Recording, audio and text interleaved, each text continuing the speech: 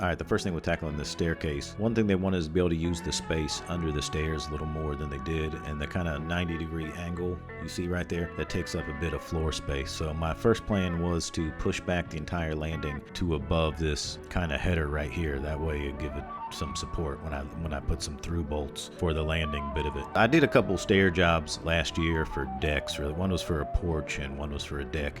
But for both of those, I just got kind of the pre-built stringers and worked my way around it. So for an example, I want to show you, just teach people that didn't see the other videos, maybe show you a little bit about stairs so you understand the terms. All right, this is Mr. T in his Mr. T tea room.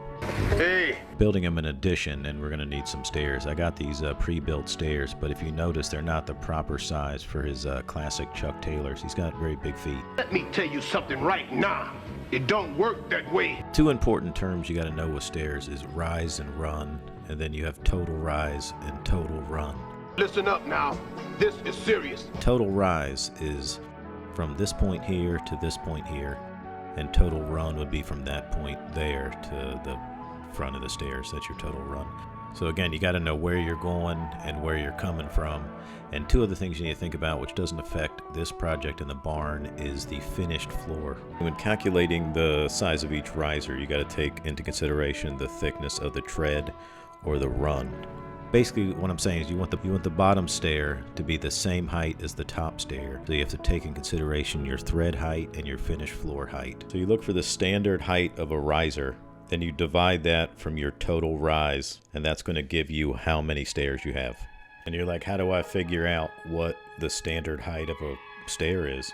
Only maybe I'll do a set of stairs or two in the course of a year, so I'm not above going to Google and checking some things out. I think Google for a lot of guys is like the modern day equivalent. Back in the day, it used to be a big ongoing joke that dudes will never stop and ask for directions. We didn't have all the directions on our phone. You used to have to stop into a gas station and be like, how do I get to Elm Street? And the joke was that guys would whatever. But anyway, I'm not above it. I'll Google sometimes because my brain doesn't store anything long term. I also, on occasion, if I'm getting a little anxiety about a big project, I'll go back to my little books and I'll just look through them just to give myself a little refresher sometimes. In order to learn anything, you have to know how to read. This consideration was fairly simple on the barn project. I already had my finished floor on the loft, and I knew it was concrete on the bottom, so I didn't really have to do too much math because I knew I would be using just standard 2-bys. God bless you. So the reason I pushed the landing back was to give myself a greater distance of a run, so I didn't need to do a bend in the stairs. So this was a fairly easy stair layout, and it's basically a glorified deck set of stairs, but I'm just using standard white pine. I'm kind of the opinion that like your standard construction grade pine can be made to look beautiful. A lot of people poo-poo pine and they like oak and walnut and all that sort of stuff. But if you're on a budget, I think you can make this kind of pine look as beautiful as you want to make it.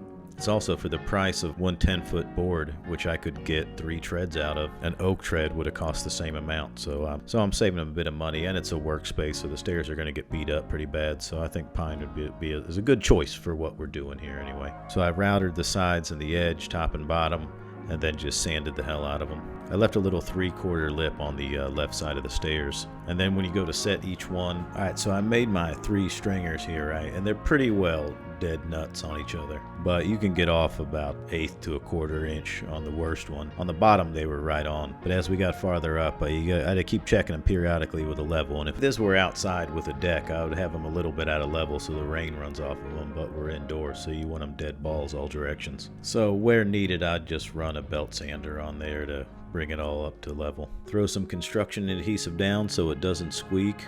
Put it down, put some screws. Rebecca's your florist, and you got a stair tread. Being again that this is a workspace, I just drove a screw right through the top and I just put a little bit of wood filler on it to cover it up. That's the other nice thing about pine. I find pine wood filler matches really well. Anyway, a lot of folks were asking about how I built the landing, but I'm going to pause right here. I didn't take a lot of video of me building the landing, but I want you to just look at it. It's actually quite simple, really. It's just 90s and 45s. If you've used a tape measure and a speed square, table saw, chop saw, if you look at this for about 3 seconds, you should be able to figure out how I put it all together. Then a shitload of wood filler, sandy sand, and a few coats of polyurethane. And Sam's your dentist.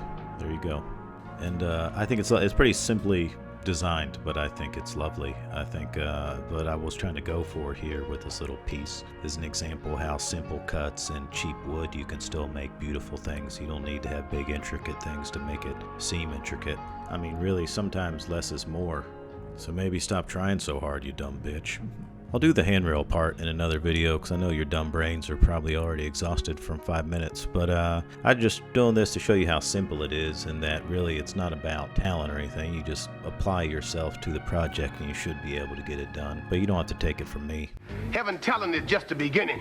It takes education, dedication, and determination to be a success. If you work real hard, you can become the best that you can be, and that's a promise from me, Mr. T.